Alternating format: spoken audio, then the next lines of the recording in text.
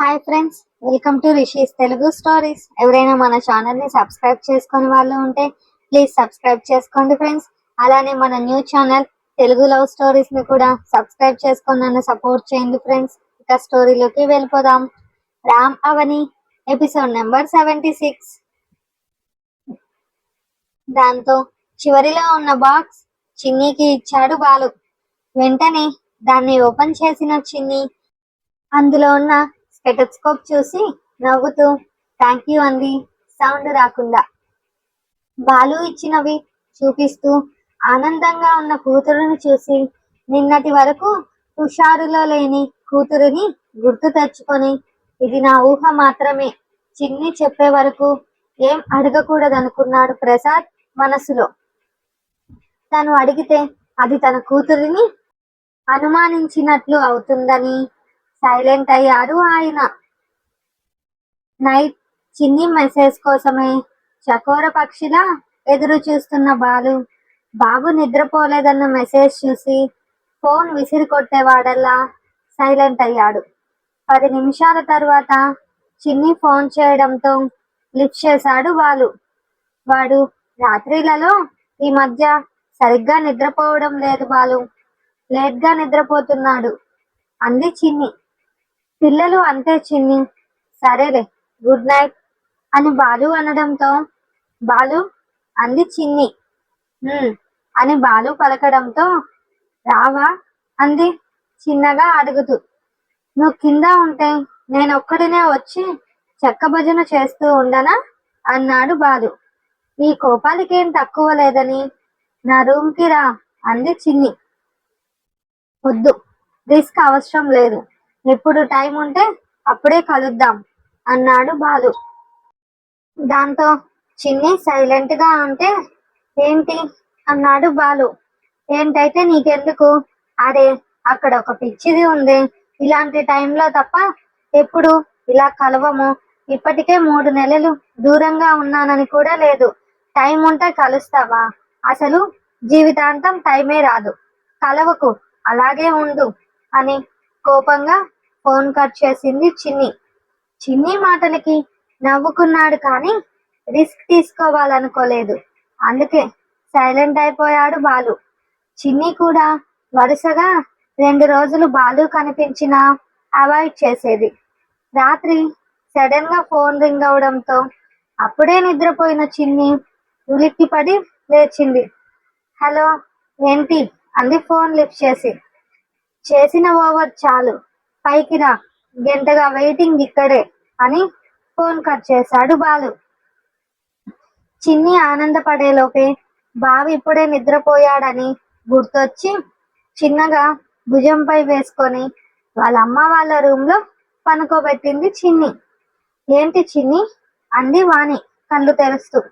ఇప్పుడే నిద్రపోయాడు మా అని చిన్ని అనడంతో నువ్వు పనుకో చిన్ని, రాత్రిలో బాబు వలన సరిగ్గా నిద్రపోవడం లేదు అని నిద్ర కళ్ళతోనే చెప్పింది వాణి.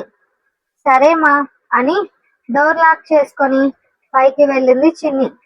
టైం 1 దాటడంతో ప్రశాంతంగా ఉన్న సిటీని చూస్తూ బాలు నిలబడి ఉంటే వేగంగా వెళ్ళి వెనక నుంచి హత్తుకుంది చిన్ని. 2 రోజులు మొహం తిప్పుకొని వెళ్ళి ఈ రోజు వచ్చి అతుక్కుంటున్నావా అని చిన్నీని విదిలించాడు బాలు. నువ్వు కూడా దూరంగానే ఉన్నావని ఈసారి ముందు నుంచి హత్తుకుంది చిన్ని. పెద్ద కిలాడివే నువ్వు అంటూ తనకి గోడకి మధ్యలో ఉన్న చిన్నీని గోడకి అతిమేశాడు బాలు. షర్ట్ లోపల నుండి అతని చేతులు తన నడుముని చుట్టేయడంతో అతని మెడపై మొహం పెట్టి తన చేతులను బిగించింది చిన్ని.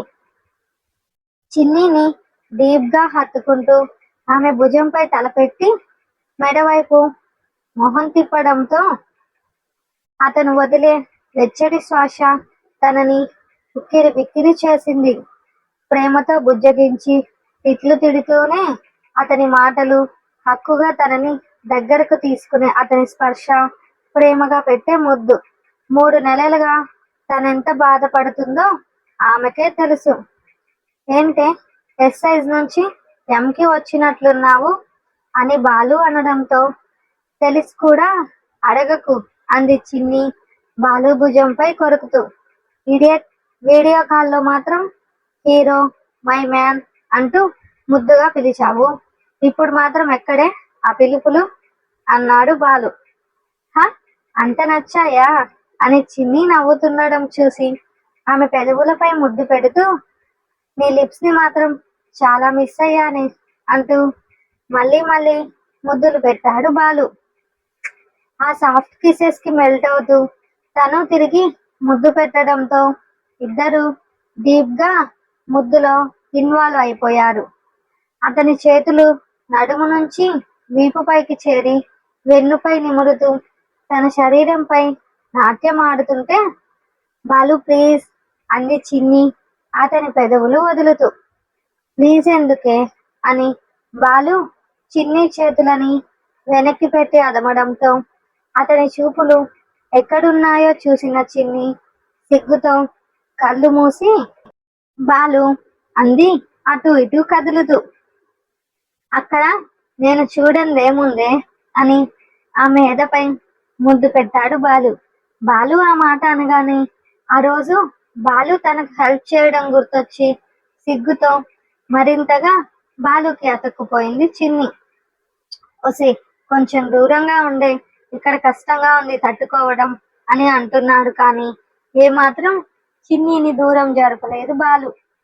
అటు పద, ఎవరైనా చూస్తారు అంది చిన్నగా.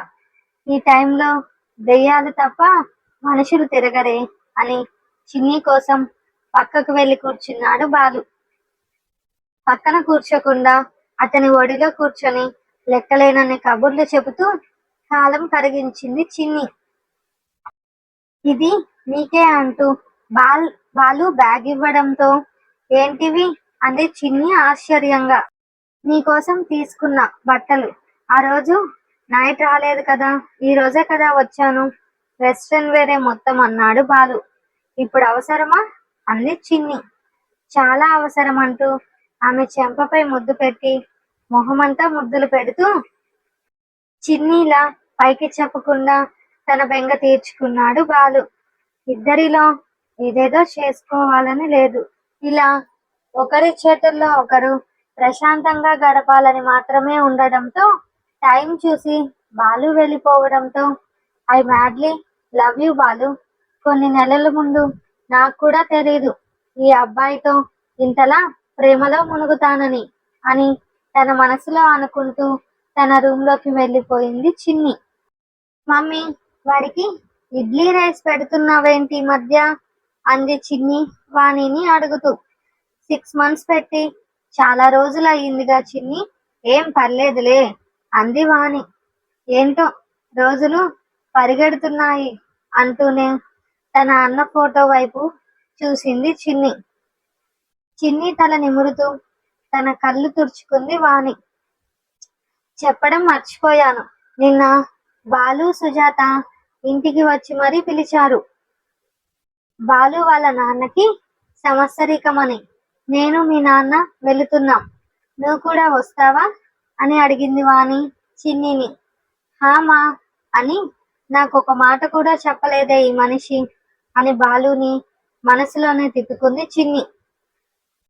మరుసటి రోజు ఉదయమే అవని, లక్ష్మి, సుజాతతో పాటు వంటలు మొదలు పెట్టారు బాలు ఇంట్లో. రామ్ కుటుంబం మొత్తం అక్కడే ఉండడంతో లేట్ అయ్యిందా అంది వాణి ఇంట్లోకి వస్తూ. ఇట్స్ ఓకే ఆంటీ, అవి అత్త చేస్తున్నారు వంటలు అని తన తండ్రి ఫోటో ముందు కూర్చొని పంతులు గారు చెప్పినట్లు చేస్తున్న బాలుతో కూర్చున్నాడు రామ్. ఇంత తక్కువ టైంలో బాలు తన ఇంట్లో మనిషి అయిపోయాడు. రాబందులలా పొడిచే బంధువుల కన్నా ఆప్యాయంగా ఉండే మనుషులు చాలు జీవితంలో. అన్నయ్య, వీడు అటు రావాలంట, దూకుతున్నాడు అని చిన్ని శివాంశ్ ని గట్టిగా పట్టుకోవడంతో ఇలా ఇవ్వురా అన్నాడు రామ్ చేతులు చాపుతూ. అసలు ఆమె వచ్చిందని కూడా తెలియకుండా ఉన్న బాలు బాబునేస్తున్న చిన్నిని ఒకసారి చూసి సైలెంట్ అయిపోయాడు. బాధని అణుచుకొని ఉన్న అతని మొహం చూసి చిన్ని మనసంతా బాధగా అయిపోయింది. అంతవరకు తనకు చెప్పలేదన్న కోపంలో ఉంది, కానీ బాలుని చూశాక ఆ కోపం దూరం అయిపోయింది. తను వచ్చింది రామ్ కోసం కాదని మా మా అంటూ బాలు మీదకు ఎగబడ్డాడు బాబు. అంతవరకు ఉన్న గంభీరమైన మొహం శివాంష్ని చూసి దూరమైంది బాలులో.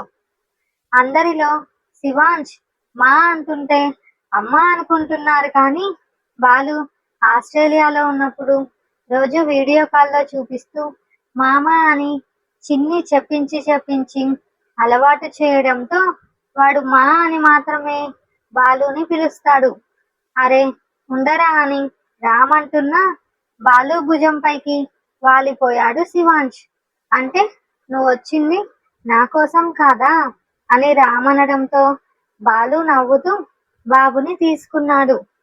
అంతవరకు ఉన్న బాధ ఆ చిన్నోడిని చూడగానే నవ్వుగా మారుతుంటే,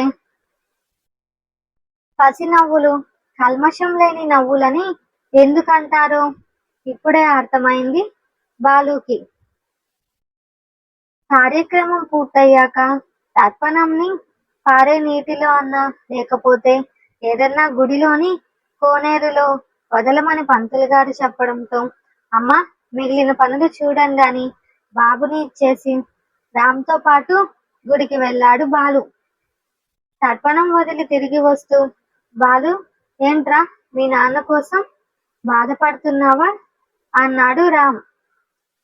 హా బావా, ఎన్ని చేసినా నన్ను తను వెనకేసుకొని వస్తూనే ఉన్నాడు.